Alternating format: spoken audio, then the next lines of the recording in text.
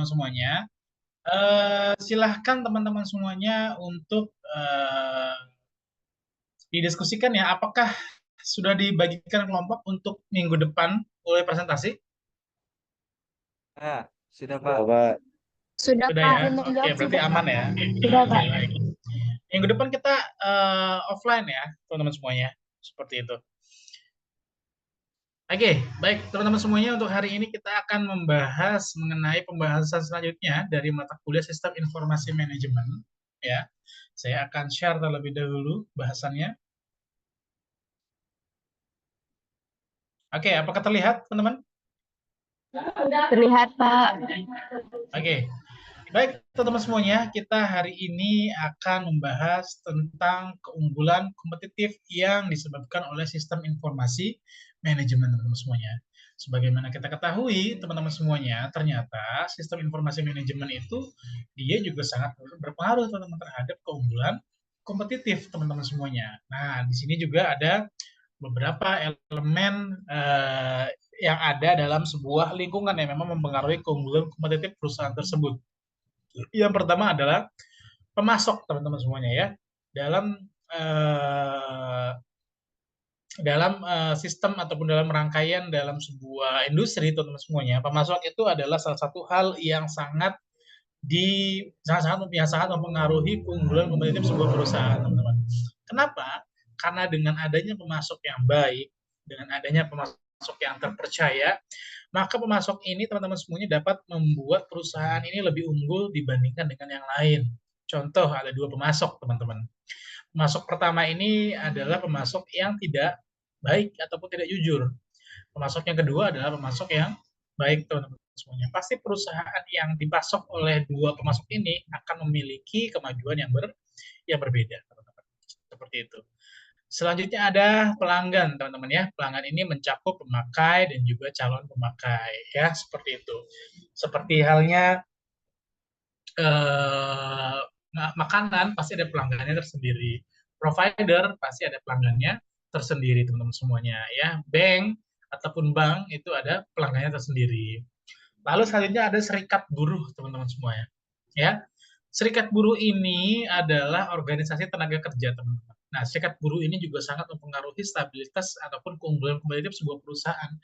Ada yang bisa bantu saya nggak menjelaskan kenapa sih serikat buruh ini salah satu hal yang memang mempengaruhi keunggulan di sebuah perusahaan, teman-teman? Ada yang bisa bantu saya? Silakan.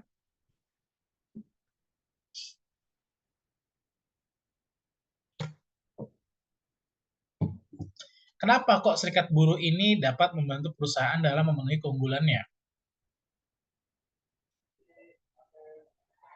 Coba saya mau tanya ke siapa nih ya? Novia dan Irene. Kenapa sih serikat buruh ini dapat berpengaruh terhadap keberlangsungan sebuah perusahaan?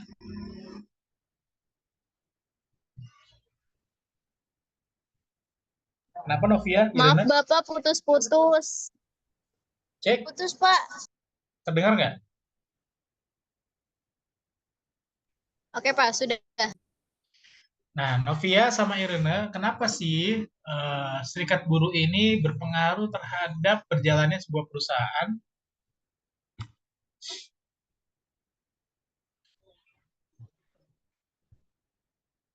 Kenapa, guys? Ada yang tahu? Atau teman-teman yang lain ada yang tahu? Izin jawab Pak. Silakan. Jadi Eriska. fungsi dari serikat buruh itu untuk mengetahui kemampuan dari buruh atau karyawan tersebut. Oke, bisa jadi. Teman-teman yang lain? Izin jawab, Pak. Ya, silakan. Kalau menurut saya, itu serikat buruh itu dapat memperjuangkan hak-hak dari pekerjanya itu loh, Pak. Terus juga kayak meningkatkan kesejahteraan para pekerjanya dan keluarganya. Terus juga bisa dapat membangun hubungan industrial itu di suatu perusahaan gitu. Oke, Dea. Jadi, teman-teman semuanya, terima kasih dia. Nah, jadi teman-teman semuanya, serikat buruh ini juga berfungsi untuk melakukan kontrol terhadap perusahaan. Betul ya, tadi apa yang dikatakan oleh dia dan juga Fitri ya. Kenapa si serikat buruh ini sangat berpengaruh terhadap perusahaan? Karena serikat buruh ini dia akan mengkontrol perusahaan, teman-teman, supaya perusahaan itu tidak semena-mena, teman-teman semuanya. Kadang-kadang perusahaan ini ada beberapa perusahaan yang semena-mena, sehingga kebijakan-kebijakannya ini dapat merugikan para pekerjanya. Dengan adanya serikat buruh ini, maka perusahaan akan dikontrol, teman-teman semuanya. Perusahaan tidak dapat melakukan semua hal semena-mena dan memang harus ada persetujuan dari serikat buruh terlebih dahulu, teman-teman. Dan dengan adanya sistem kontrol ini terjadi namanya checks and balance, teman-teman. Perusahaan mengawasi buruh, buruh juga mengawasi perusahaan, sehingga nanti adanya sebuah ekosistem yang baik antara perusahaan dan juga buruh, teman-teman. Seperti itu. Lalu ada masyarakat keuangan yang memang terdiri dari institusi yang mempengaruhi sumber daya keuangan bagi perusahaan, lalu pemegang saham ataupun pemilik, baik itu pemegang saham yang secara umum sahamnya sudah diterbitkan di IPO, maupun pemegang saham yang memang pribadi. Lalu ada pesaing, teman-teman semuanya. Nah, pesaing juga memang salah satu hal yang sangat berpengaruh terhadap sebuah perusahaan, ya. Lalu ada pemerintah dan juga masyarakat global, teman-teman. Sebagaimana kita ketahui, dunia pada tahun 2024 ini menjadi sebuah sistem yang memang global ataupun menyeluruh, teman-teman. Kenapa sistemnya itu global dan menyeluruh? Karena teman-teman semuanya, semua masyarakat di dunia bisa untuk menikmati satu produk. Satu produk itu bukan hanya milik satu region saja. Satu produk ini bisa untuk seluruh masyarakat di dunia, seperti itu. Sebentar teman-teman ya, saya ada tamu. Sebentar.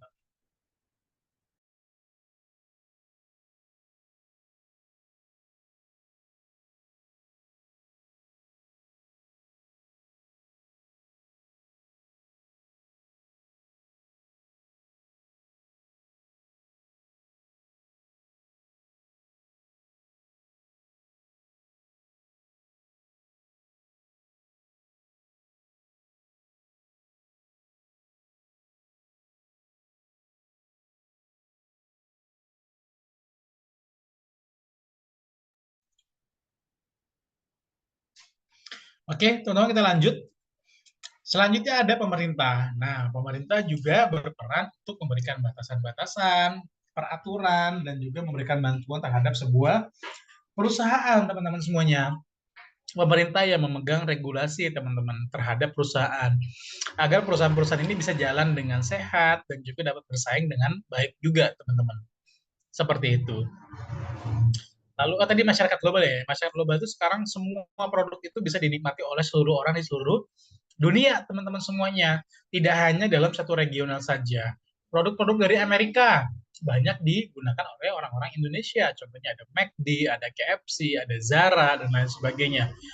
Lalu produk-produk dari Indonesia dinikmati juga oleh orang luar negeri juga, teman-teman, oleh para penduduk dunia juga, teman-teman. Contohnya, ada yang tahu Indomie? Itu pasti kalau anak kos pasti sangat akrab sama Indomie ya. Kalian suka Indomie yang apa? Rasa apa, teman-teman? Rendang, Pak. Rasa rendang.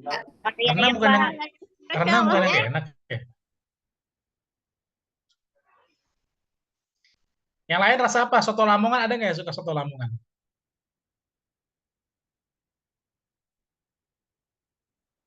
Nah, teman-teman semuanya, Indomie ini menjadi salah satu makanan yang sudah dinikmati oleh warga dunia ataupun warga global, teman-teman. Kenapa, teman-teman semuanya? Karena Indomie ini sudah dinikmati oleh orang-orang di luar Indonesia, contohnya di Afrika. Teman-teman semuanya, perlu kita ketahui bahwasanya perusahaan Indomie ini yang terbesar itu bukan Indonesia. Tapi perusahaan Indomie ini yang terbesar itu adalah di Afrika, teman-teman semuanya. Karena memang orang-orang Afrika, mereka sangat menyukai Indomie, bahkan mereka menyebutkan bahwasanya Indomie ini adalah makanan pokok mereka, teman-teman. Seperti itu. Jadi mereka tuh hampir pagi, siang, sore, makannya Indomie. Nah, itu kalian seneng tuh biasanya tuh berarti tinggal di sono ya. Pagi, siang, sore makannya Indomie nggak diomelin gitu ya. Atau besoknya tipes aja gitu kan. Oke, baik teman-teman. Kita akan lanjut pada slide berikutnya. Nah, di sini ada arus sumber daya dalam sebuah lingkungan, teman-teman. Di sini ada beberapa arus yang sering terjadi dalam keberlangsungan sebuah perusahaan. Yang pertama adalah arus informasi dari pelanggan. Nah, tentunya arus informasi dari pelanggan ini adalah salah satu hal yang memang sangat penting untuk sebuah perusahaan. Kenapa?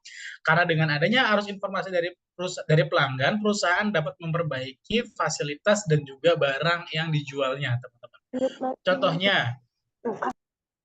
Contohnya teman-teman semuanya, kalau kalian pernah menggunakan aplikasi, nah di aplikasi itu kalian bisa melakukan review nggak? Bisa teman-teman ya, kita bisa melakukan komen di dalam Google Play-nya teman-teman, seperti itu. Lalu ketika teman-teman membeli makanan dari Shopee Food ataupun dari GoFood, apakah itu teman-teman bisa mereview tentang makanannya? Contohnya, oh makanannya nggak enak gitu kan, oh makanannya bau jengkol gitu kan, oh ternyata emang makanannya dia jual jengkol gitu kan, konsumennya aja nggak jelas gitu ya. Nah, contohnya seperti itu ya. Jadi konsumen-konsumen ini bisa untuk mereview makanan ataupun minuman dan barang-barang lainnya yang memang dijual oleh sebuah perusahaan. Review-review inilah yang nanti akan dijadikan informasi oleh perusahaan, sehingga informasinya nanti dapat diolah dan juga akan semakin baik, teman-teman. Seperti itu. Akan membuat perusahaan semakin baik dalam melakukan aspirasi bisnisnya. Selanjutnya ada arus barang jadi ke pelanggan. Tentu saja arus barang jadi juga akan langsung ke pelanggan. Lalu ada arus uang ke pemegang saham, arus mesin dari pemasok, dan juga arus pekerja dari serikat buruh. Tentu saja serikat buruh dia bisa untuk mensuplai pekerja untuk perusahaannya, teman-teman. Baik itu melalui serikat murni maupun dari yayasan. Seperti itu. Lalu ada arus-arus juga yang jarang terjadi. Di sini ada arus uang dari pemerintah. Nah, pemerintah itu pernah juga melakukan melakukan hibah kepada perusahaan untuk perusahaan-perusahaan ini supaya dia bisa untuk tetap stay dan juga tetap bisa berkembang, teman-teman ya. Contohnya adalah bantuan likuiditas dari perusahaan untuk bank-bank yang akan bangkrut, teman-teman. Seperti itu. Lalu ada arus bahan baku ke pemasok. Nah, tentu saja biasanya tuh arus bahan baku ke pemasok itu jarang terjadi ya. Lalu arus pekerja ke pesaing. Nah, arus pekerja ke pesaing inilah teman-teman yang jarang terjadi. Jarang banget orang-orang ini kerja, ketika dia bekerja dia keluar lalu masuk ke perusahaan pesaing, teman-teman. Seperti itu. Ya, biasanya mereka akan ketika keluar mereka akan masuk ke perusahaan-perusahaan lainnya, teman-teman, tidak perusahaan pesaingnya. Tapi tidak menutup kemungkinan juga ada beberapa pekerja yang memang ketika mereka keluar dari perusahaannya, mereka bergabung dengan perusahaan pesaingnya karena memang persaingannya sangat ketat, teman-teman, seperti itu. Nah, keunggulan kompetitif ataupun keunggulan perusahaan dibandingkan dengan pesaingnya adalah apabila perusahaan dapat memenuhi semua kebutuhan pelanggannya. Dengan adanya pemenuhan kebutuhan pelanggan, teman-teman semuanya, perusahaan maka memiliki keunggulan kompetitif yang baik. Karena apa? Karena perusahaan dapat menampung semua aspirasi dari pelanggannya. Tidak hanya mencampakkan pelanggannya begitu saja, teman-teman semuanya. Contohnya, ketika ada pelanggannya yang memang mempunyai keluhan, maka keluhannya itu dapat langsung ditangani, teman-teman. Contohnya, ada beberapa penyedia provider WiFi, teman-teman ya, penyedia provider WiFi, mereka sudah punya template, teman-teman, dan ini malah akan sangat-sangat merugikan pelanggan, dan pelanggannya pasti akan pindah ketika memang ada penyedia provider yang lebih baik lagi. Contohnya gini kan, ya, ada pelanggan WiFi, Mas, kok WiFi-nya nggak bisa sih di saya, kok WiFi-nya itu putus-putus ataupun lemot. Biasanya jawabannya apa penyedia providernya?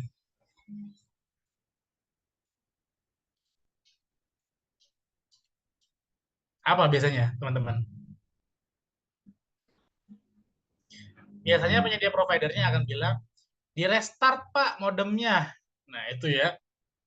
Dikit-dikit, Mas, ini modemnya keluar api gitu ya. Di restart Mas modemnya, siapa tahu apinya berubah jadi es gitu ya, dan lain sebagainya. gitu kan. Lalu kita sudah telepon berkali-kali nih, orang wifi-nya itu bilang di restart Mas modemnya aja. Jadi itu kalau seperti itu malah aspirasi dari pelanggan tidak akan terpenuhi, sehingga pelanggan akan kecewa dan pelanggannya memiliki kemungkinan untuk pergi ke penyedia provider lainnya, teman-teman semuanya, seperti itu. Maka dari itu, data dan informasi itu adalah salah satu sumber daya yang sangat penting, sehingga dengan adanya sumber daya tersebut, pihak manajerial dapat membuat sebuah kebijakan yang menguntungkan baik dari sisi perusahaan maupun ke sisi konsumen. Seperti itu.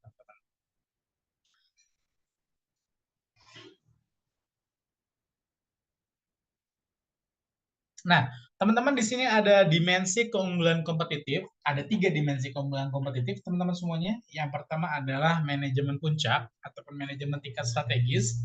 Ya, arah dari sistem informasi manajemen puncak ini adalah untuk merubah sebuah strategi secara global, teman-teman. Jadi, manajemen puncak ini ketika dia itu membuat sebuah kebijakan, strateginya itu secara umum, ya, secara keseluruhan, teman-teman. Karena memang manajemen puncak ini dia adalah tonggaknya sebuah manajerial dalam sebuah perusahaan. Nah, biasanya strategi dari manajemen puncak ini akan diimplementasikan oleh manajemen tingkat menengah, teman-teman semuanya. Nah, strategi yang diimplementasikan oleh manajemen tingkat menengah barulah nanti akan dieksekusi oleh manajerial tingkat operasional, teman-teman.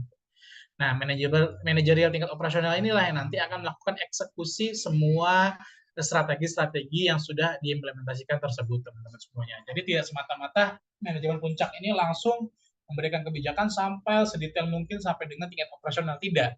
Tapi tingkat operasional ini nanti akan menjalankan mandat dari manajemen tingkat menengah. Seperti itu, teman-teman ya. Jadi hierarki sebuah manajerial di sebuah perusahaan itu seperti ini.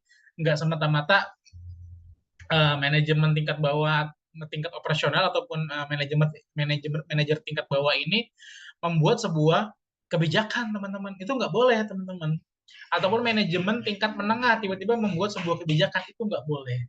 Ya, nggak boleh semata-mata langsung membuat kebijakan. Tapi kebijakannya ini harus searah dengan manajemen puncak, teman-teman. Sehingga apa? Sehingga ada yang namanya keselarasan dan juga kesinambungan antara manajemen puncak, manajemen menengah, dan juga manajemen bawah, teman-teman. Seperti itu.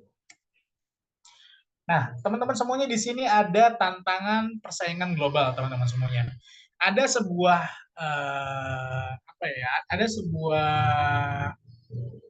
istilah dalam sebuah perusahaan global itu disebut dengan multinational corporate ataupun MNC, teman-teman ya.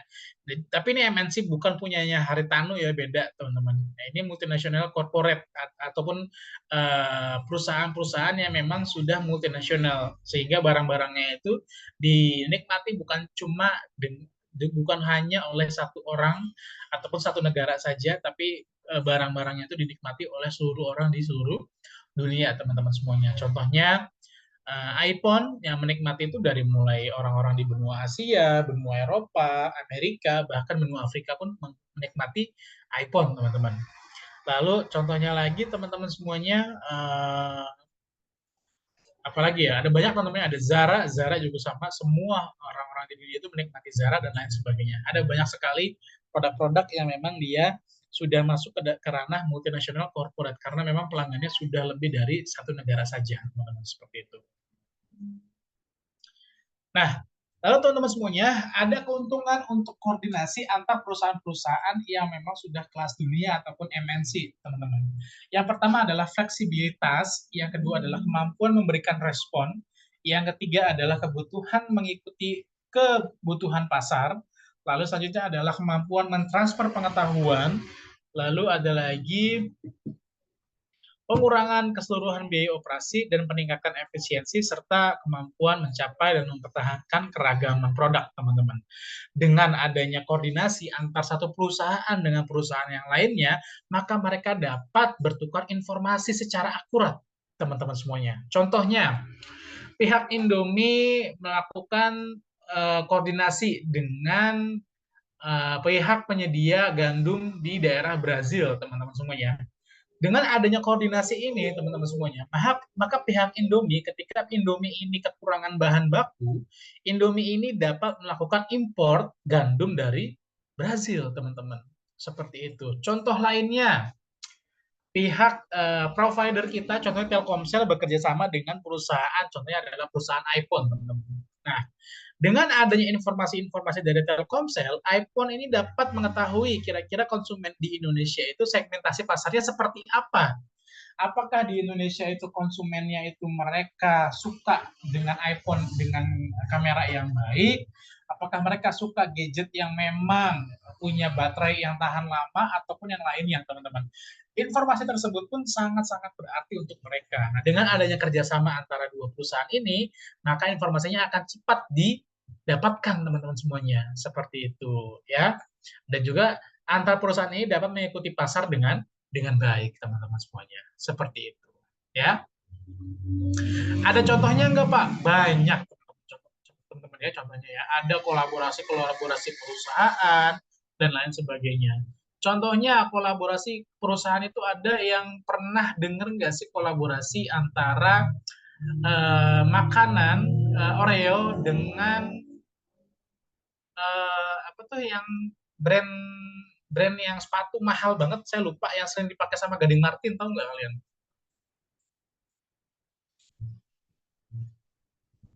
Apa ya, saya lupa namanya. Ya pokoknya itulah ya, saya lupa. Saya lupa nama brandnya gitu ya.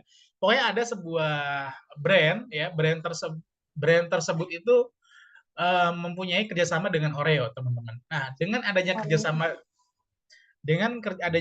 dengan Oreo ya, brand pakaian tersebut membuat sebuah makanan ya, makanan Oreo-nya, namun Oreo-nya ini berwarna merah, teman-teman. Nah, brandnya warna merah, ada yang tahu nggak, yang cowok terutama nih?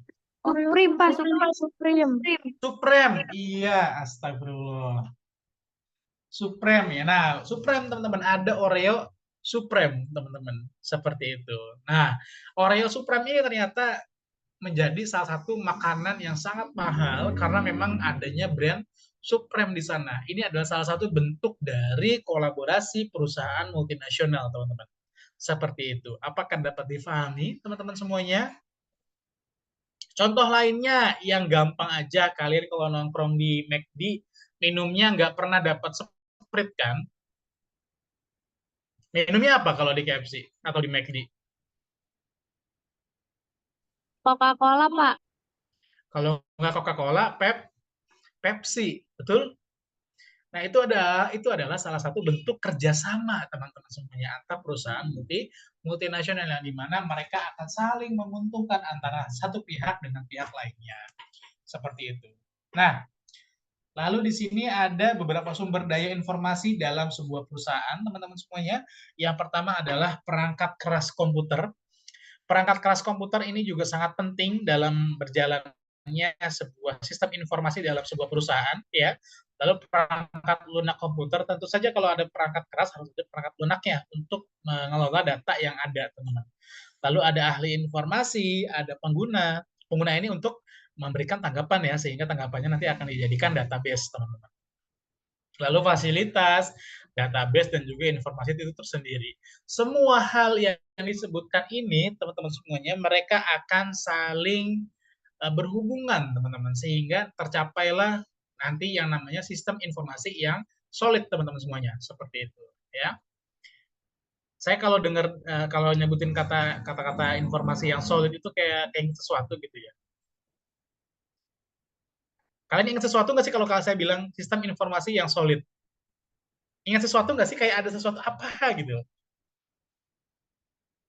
Gini nih, solid. Ada yang ini yang tahu pasti ngikutin berita, yang enggak bukannya biasanya TikTok doang ya. Solid, solid gitu sambil bawa tongkat gitu ya. Oke, teman-teman, lanjutnya ya. Di sini ada kriteria mutu dari informasi. Yang pertama, informasi itu harus relevan, teman-teman. Jangan sampai informasi itu tidak relevan. Maksudnya relevan ini apa, Pak? Maksudnya relevan di sini adalah informasi itu harus ketika dibutuhkan, dia itu bisa untuk dijadikan pemecahan sebuah masalah. Contohnya, Gojek membutuhkan informasi, kira-kira usernya ini range umurnya berapa.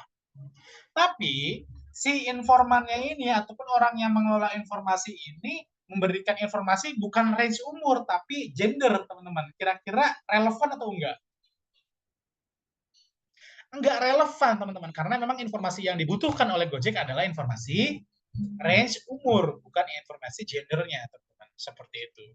Lalu ada lagi yang namanya akurat. Nah, sebuah informasi juga harus akurat ataupun dapat tepat, meskipun harus diperhatikan aspek biayanya. Jangan sampai informasi yang diberikan itu ketika informasi tidak akurat, maka data-data yang nanti akan diolah oleh perusahaan menjadi data yang semu ataupun tidak valid, teman-teman semuanya. Kalau data tidak valid, apa yang terjadi? Yang terjadi, maka keputusan perusahaan pun akan tidak bagus ataupun kurang tepat, tidak sesuai, tidak mengena dengan keadaan di lapangan, teman-teman semuanya. Seperti itu.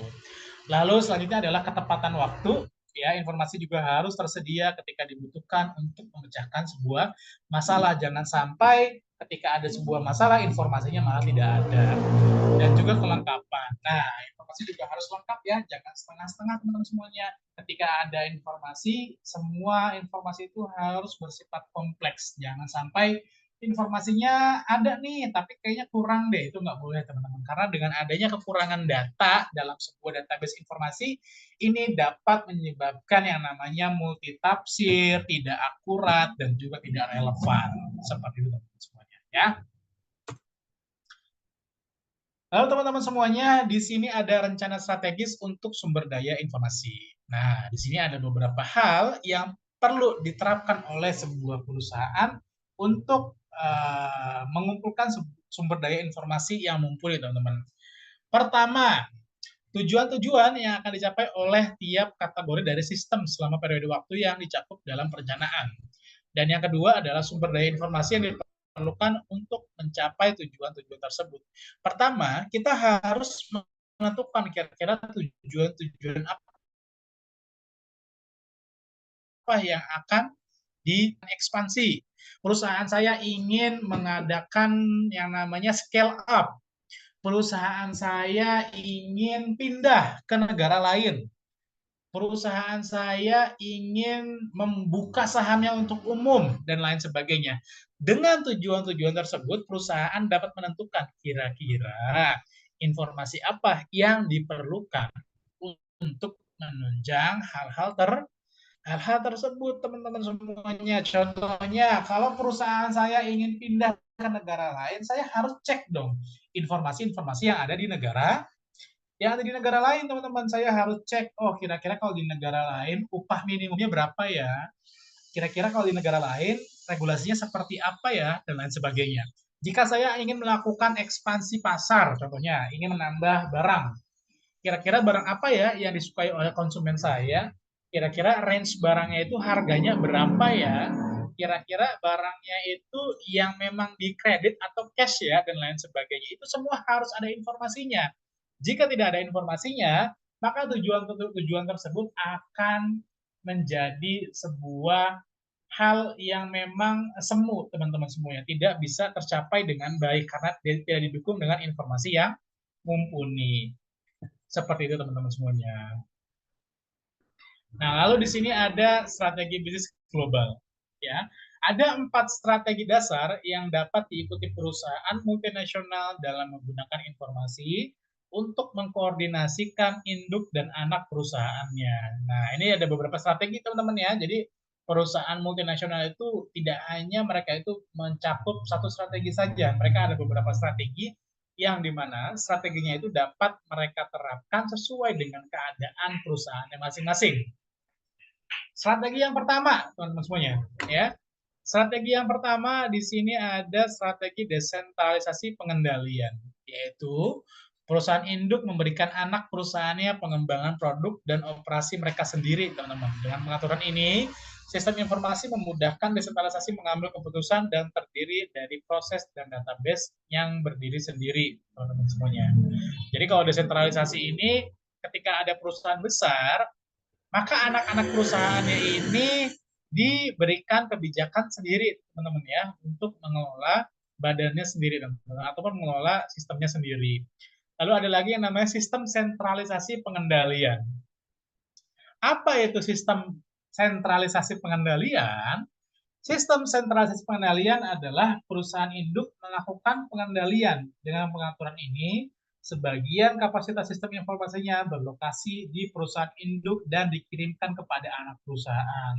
Jadi, kalau sentralisasi pengendalian ini, semua keputusan-keputusan ini bukan ada di perusahaan anak, tapi hanya ada di perusahaan induk, teman-teman semuanya. Nah, perusahaan-perusahaan induklah yang nanti akan melakukan regulasi, yang akan nanti membuat perusahaan-perusahaan, yang membuat peraturan-peraturan dan juga melakukan evaluasi terhadap peraturan-peraturan yang ada, teman-teman semuanya. Itulah yang disebut dengan strategi sentralisasi pengendalian. Beda ya antara desentralisasi dengan sentralisasi. Kalau desentralisasi itu anak perusahaan itu diberikan kekuatan untuk mengatur dirinya sendiri, tapi kalau untuk sentralisasi, semua hal yang berkaitan oleh perusahaan tetap diatur oleh perusahaan pusat, teman-teman. Seperti itu. Lalu ada strategi sentralisasi keahlian, yaitu gabungan dari sentralisasi pengendalian dan desentralisasi pengendalian. Strategi ini membutuhkan tim manajemen di perusahaan induk yang memiliki keahlian dan kemampuan menembus pasar global. Perusahaan yang menerapkan strategi bisnis ini menggunakan sistem interorganisasi yang menghubungkan proses dan database perusahaan induk dengan anak perusahaan. Nah, biasanya teman-teman semuanya untuk strategi sentralisasi keahlian ini nanti akan dipilih beberapa karyawan-karyawan yang memang dipercaya oleh perusahaan induk ataupun perusahaan inti untuk memajukan anak-anak perusahaannya. Biasanya adalah orang-orang dengan keahlian tertentu, baik itu keahlian strategik, keahlian di bidang marketing, keahlian di bidang perencanaan, dan lain sebagainya, teman-teman, seperti itu. Lalu yang terakhir adalah strategi penyebaran keahlian dan sentralisasi pengendalian, yaitu perusahaan induk dan anak perusahaan bekerjasama untuk memformulasikan strategi dan kebijakan operasi serta mengkoordinasikan logistik agar produk mencapai pasar yang tepat. Nah, biasanya kalau untuk strategi penyebaran keahlian dan sentralisasi pengendalian ini, ya, perusahaan antara perusahaan induk dan perusahaan anak itu, teman-teman semuanya, mereka akan bekerja sama. Mereka akan mencari solusi bersama-sama. Kira-kira jika ada satu permasalahan, bagaimana cara untuk menyelesaikan permasalahan tersebut? Apakah permasalahan ini bisa dikerjakan oleh perusahaan anak saja, ataukah harus ada kolaborasi antara perusahaan anak dengan perusahaan induk, teman-teman. Seperti itu. Itulah yang dimaksud dengan strategi penyebaran keahlian dan sentralisasi, teman-teman semuanya. Seperti itu, ya. Teman-teman sekalian, nanti saya akan share pada teman-teman semua sebuah link, teman-teman. Link tersebut berisi sebuah video, teman-teman semua, ya. Berisi sebuah video, dan videonya ini adalah video yang memang sangat berkaitan dengan strategi dalam sistem informasi manajemen, teman-teman. Seperti itu. Nanti di videonya itu akan membahas kisah persaingan antara Bill Gates dan juga Steve Jobs, teman-teman semuanya. Seperti itu. Jadi sebenarnya Bill Gates sama Steve Jobs ini mereka saling bersaing dari dulu sampai sekarang, teman-teman. Ya, dari dulu sampai sekarang Bill Gates sama Steve Jobs ini mereka saling bersaing, teman-teman semuanya. Nah, nanti silahkan teman-teman semua lihat videonya. Setelah teman-teman lihat videonya, silahkan teman-teman semuanya simpulkan kira-kira dari video yang ada ini, kalian simpulkan, tapi dilihat dari perspektif sistem informasi manajemen, ya. Kira-kira dari video ini kesimpulannya apa, teman-teman semuanya? Seperti itu, ya.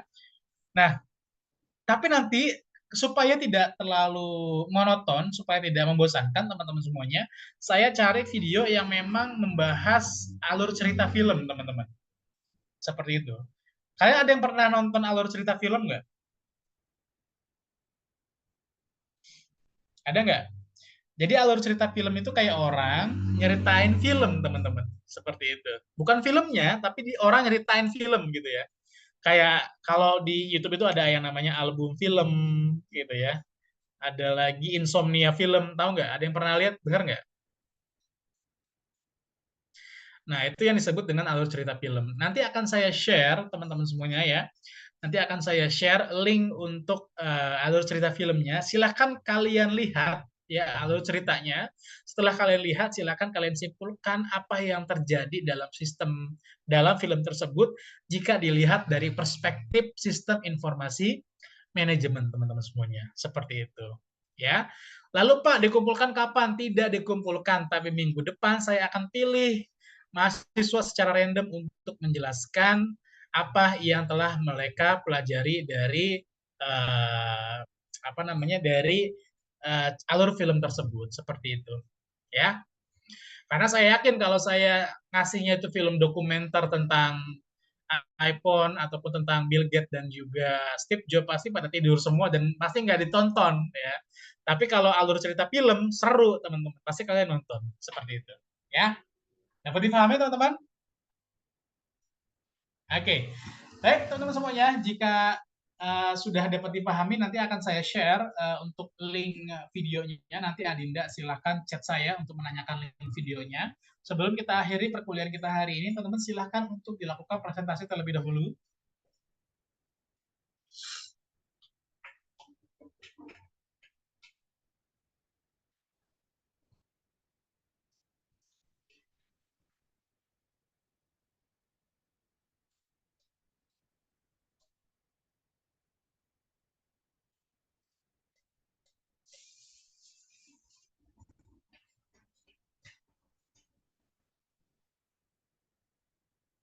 Siapa yang mau melakukan dokumentasi?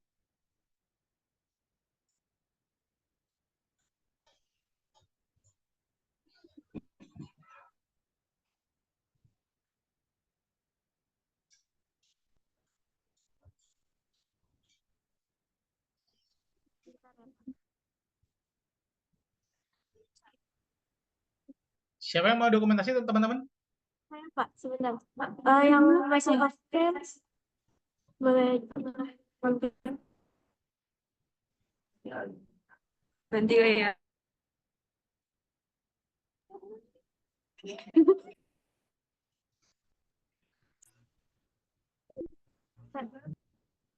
Saya mulai dokumentasi ya. Di sini. 1, 2, 3.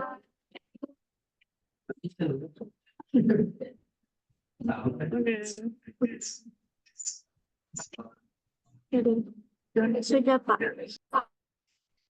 Oke, baik teman-teman semuanya. Jika sudah dilakukan dokumentasi, teman-teman silahkan nanti teman-teman semuanya melihat video yang nanti akan saya kirimkan linknya. Jangan lupa dikasih kesimpulan agar minggu depan kalian tidak pelangap-pelongo ketika diminta untuk maju ke depan. Baik, teman-teman semuanya, mungkin cukup sekian untuk perkuliahan kali ini. Semoga apa yang kita pelajari hari ini menjadi ilmu yang bermanfaat untuk kita semua. Akhirul kalam, wassalamualaikum warahmatullahi wabarakatuh. Waalaikumsalam warahmatullahi wabarakatuh. Jangan Terima kasih gitu. banyak, Pak.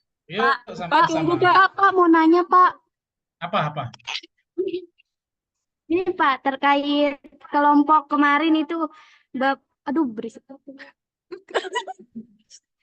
Bapak kan kemarin menyuruh membuat kelompok ya sesuai dengan materi sampai sebelum UTS.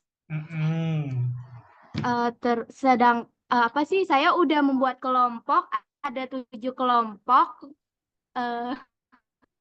Terus Ada beberapa materi kan yang sudah Bapak jelaskan di pertemuan sebelumnya. Jadi betul. mulai presentasinya itu mulai dari materi itu lagi Pak. Betul. Mulai dari pertemuan ketiga ya materinya ya. Jangan dari satu lagi dong. Kalau gitu mundur dong. pertemuan ketiga. Berarti ada 5 kelompok ya, Pak? Betul, ada 5 kelompok. Dapat difahami?